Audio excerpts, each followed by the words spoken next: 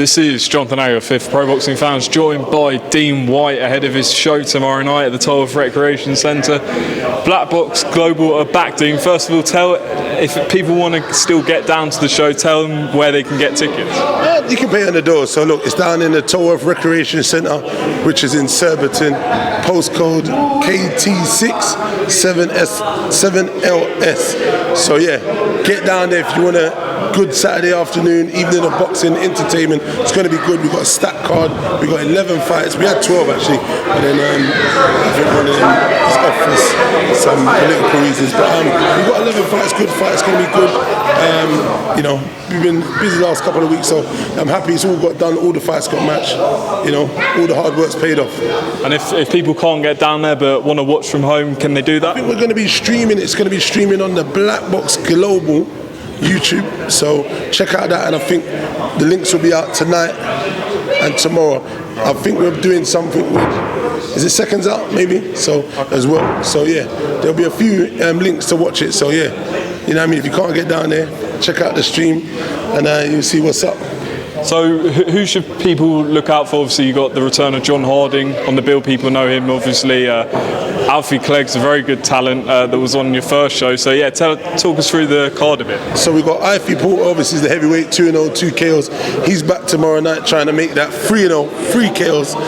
He's fighting Chris Healy, who fought Fabio Wardley last out. So let's see how that turns out. It's going to be a good fight. Obviously he's got a lot of experience, Chris Healy, southpaw as well. And then we've got a signed Bilal Fawaz, multiple decorated amateur. So we've got a good prospect there. So he's talented, he's aggressive, he's mean. 2 fights, 2 KOs. So he's in a hard fight. I think he's fighting a guy named Jesus, something Brazilian. So they're normally South Americans, normally tough, durable, and rugged. So I think he's in quite a good fight. And then, like you said, you've got Alfie Classy Clegg, who's there, who's going to be showcasing his skills and doing stuff. And who else is on the card? We've got Yusuf Ibrahim, another one who's talented. He had a great fan base last time. I'm chanting for him, Yusuf. And we also got Ziggy McCauley. We got the usual black box kind of guys who we're building and progressing. And shortly we're going to see those guys, because they're having that 4s and 5s and 6s and 7. They're the guys that's going to be shortly fighting for titles and starting to move on in their careers. Because, like I said, we're a grassroots show anyway, but we're building them to get to a certain level where they can start championing against the other guys in the domestic and British scene. Dean, what are the short-term goals for your company, and what are the long-term goals? We're just continuing to build a streaming platform, because that's key dominance to kind of, eyes. We've got the bombs on seats, which are good. We've got a good key core fan base that people are, coming and supporting. But we want them streaming numbers to slowly rise, and we're just to grow for the company and the fighters, because we can grow together and build. And hopefully, if we do get some TV down the line, that's going to be tremendous for the boys, and have a platform where they can, showcase their skills. Everyone wants to be seen.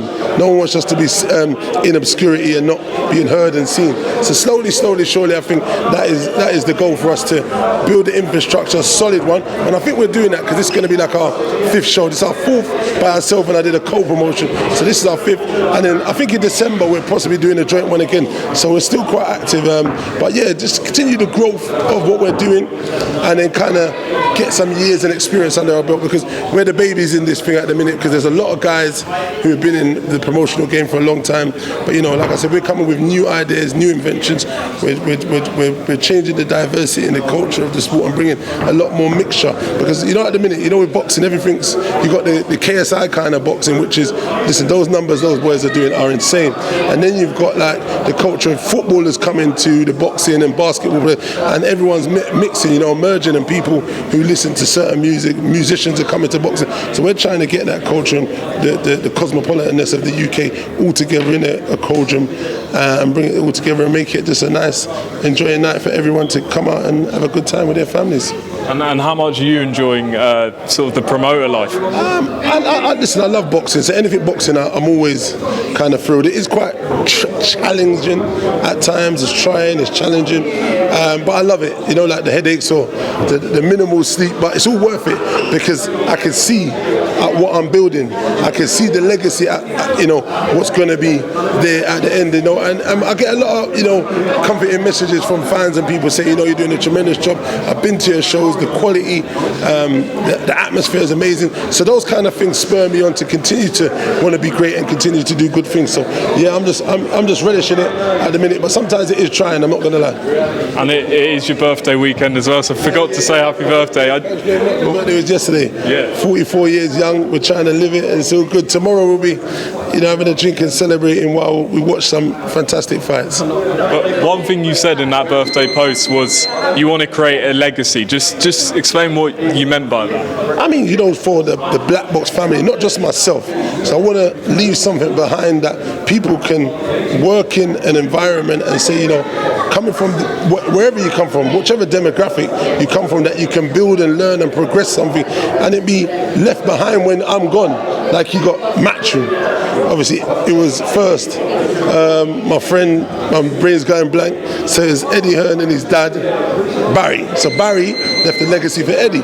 Eddie will maybe leave a legacy for either Frank Smith may be there, or it might be a son, or I'm not sure, but I want to do that, put someone else in position that may grow into a passionate feeling, or a team member that will take the baton from me and say, you know what, let me continue because I'm younger than you, but I will still have that zest. Look, you got Don King, you got top rank Bob Arum, those boys are the real veterans and CEO in this, and those are the guys you want to inspire to, like Barry Hearn as well. He's one of the kingpins of this thing, you know what I mean? So, I mean, that's when I mean the legacy factor, leave something in stone to say, look, we was part of boxing history and changing the demographic, making the diversity, making more black, Asians, brown, people from ethnic minorities coming to boxing to become promoters, become managers, and do things, you get me? Or younger people, because everyone doesn't want to fight. Some people might want to be pen pushers, you know, so this is what I'm talking about. Well, that's at the Tolworth Recreation Centre tomorrow. Dean, just a couple more whilst I've got you here, I haven't spoken to since Joshua's lost to Usyk. What did you make of it? Do you know, it was a good fight. I think Joshua did okay. I felt like he could have let his hands go a little bit more. It was obviously, you know, when you look at his foot positioning was in a better place. He did do some nice stuff working to the body. I know it was a southpaw, so it's always going to be tricky. When you look at southpaw, it's very, very hard. I feel like, look, if it's easier said than done, but I felt like he was throwing a curling right hook to the body. I thought he could have came back with a left hook sometimes off of that shot. There was times where he was in the pocket when he couldn't let his hands go on fire, but he stepped off and got the distance. I get it, he was trying to score and get out, but listen, it's boxing, man. I don't know what to say because obviously there was a situation at the end which I don't want to kind of go on and talk about anymore, but look, I wished him well and I want him to come back and do his thing. I wanted him to win, I was rooting for him, but look, it's boxing, man. This shit happens, he'll bounce back. I'm sure he's stronger enough mentally. Your early thoughts on Fury-Usyk? Good fight, man. Hopefully Fury comes and kicks his ass, brings those belts back. And Eddie Hearn said some comments the other day saying it won't be in December but next year. Joshua against Dillian Whyte in a stadium in the UK. What do you think of that? Yeah, it's been a fight that's been spoken about for a very long time. Dillian's wanted that fight, I'm sure Joshua wanted that fight. Now they're both coming off losses, they'll probably come back, get a win each, and then they'll probably look at that. But both boys have got a good few years in the sport, and there's good fights there. We've got Andy Ruiz and Ortiz tomorrow, on Sunday rather, sorry. So there's good fights for all these boys. A lot of people are coming off win. The Gypsy King is the only man that's undefeated in Usyk, but I'm sure the Gypsy King hopefully will, you know, get those belts back from Usyk. But for the other boys, everyone says, they need to retire, they need to do this. There's Deontay Wilder, there's many fights. The Helena's fighting Wilder, whoever wins in that. The cauldron is there. There's so many fights for boys to make out there, and it's going to be an interesting time in the heavyweight division. And I know Dillian hasn't announced his fight yet, but there are a lot of rumours suggesting it could be Daniel Dubois next. Do you like that fight if it was to happen? I think it's a good fight because Daniel Dubois is the WBA regular world champion, so it makes sense. It makes business sense.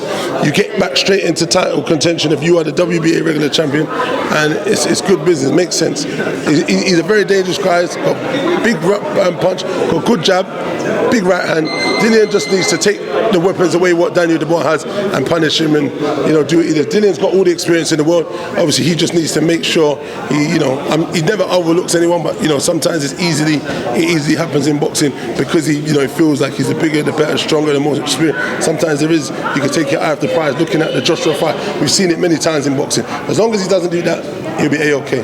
So do you think that happens next, or do you think there's possibly some other fights? I think the Daniel Dubois fight is possibly, obviously from the conversations everyone's having and what they've been saying out there. Okay. And just quickly, Joyce against Parker.